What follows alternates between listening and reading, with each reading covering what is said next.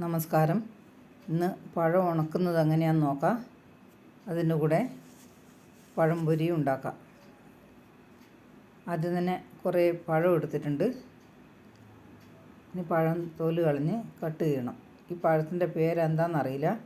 കുറച്ച് വർഷം മുമ്പ് ഈ പഴത്തിൻ്റെ ഉള്ളിൽ നിറയെ കുരുമുളക് പോലത്തെ കുരു ഉണ്ടായിരുന്നു, കറുത്ത കളറിൽ. ഇപ്പോൾ അതില്ല. പഴമെല്ലാം പൊളിച്ച് കഴിഞ്ഞ് ഇനി കട്ട് ചെയ്യാം. 3 പീസാക്കി കട്ട് ചെയ്താൽ മതി, ഉണങ്ങിക്കോളും.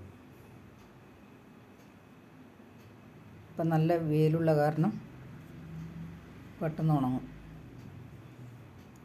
പഴമെല്ലാം കട്ട് ചെയ്ത് കഴിഞ്ഞ് ഇനി വെയിലത്ത് ഒരു ഷീറ്റ് വിരിച്ച് ഉണങ്ങാനിട്ട്.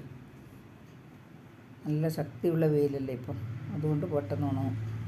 3 ദിവസത്തെ വെയിൽ കൊണ്ട് പഴമെല്ലാം ഉണങ്ങിക്കഴിഞ്ഞ് ഇതുപോലെ ഇരിക്കും. പഴം ഉണക്കിയ നല്ല അടപ്പുള്ളൊരു ഭരണിയിലിട്ട് വെച്ചാൽ കുറേ നാളത്തേക്ക് കേടുകൂടാതെ ഇരിക്കും.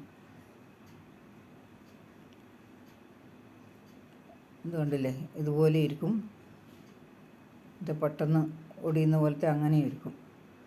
വെറുതെ ഇരിക്കുമ്പം കഴിക്കാനും പറ്റും, എവിടെയും യാത്ര ചെയ്യുമ്പം കഴിക്കാനും പറ്റും, ചായൻ്റെ കൂടെയും കഴിക്കാം. പഴമെല്ലാം ഉണക്കി വെച്ച് ഇനി ഈ പഴം തന്നെയാണ് എടുത്തിട്ടുള്ളത്. ഇതിൻ്റെ അകത്തുനിന്ന് 4 പഴം എടുത്തൊരു പ്ലേറ്റിൽ പഴം പൊളിച്ചെടുക്കാം. 3 പഴം പൊളിച്ച് 2 പീസാക്കി കട്ട് ചെയ്യുക. പഴംപൊരി ഉണ്ടാക്കാനും നല്ലതാണ് ഈ പഴം. പഴം 3 കട്ട് ചെയ്ത് ഒരു ബൗളിൽ 1 കപ്പ് മൈദയിട്ട് 1 ടേബിൾ സ്പൂൺ കടലമാവ്, 1 ടേബിൾ സ്പൂൺ പഞ്ചസാര, 1/4 ടീസ്പൂൺ ബേക്കിംഗ് സോഡ, ആവശ്യത്തിന് ഉപ്പിട്ട്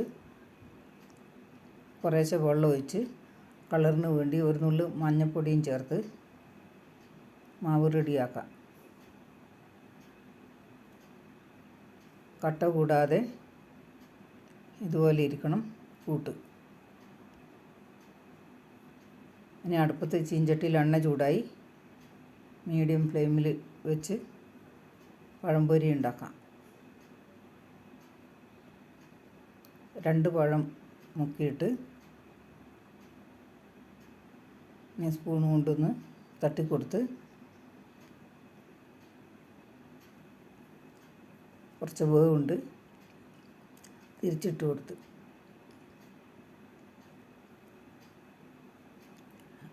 അങ്ങനെ തിരിച്ചും മറിച്ചും എല്ലാം ഇട്ട് കൊടുക്കാം.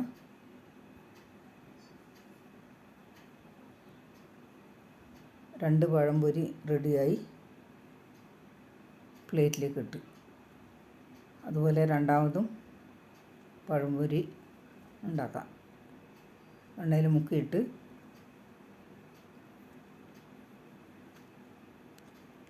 പഴംപൊരി റെഡിയായി. ഈ റെസിപ്പി എല്ലാം ഇഷ്ടപ്പെട്ടാൽ ലൈക്ക്, ഷെയർ, കമൻറ്റ്, സബ്സ്ക്രൈബ് ചെയ്യും.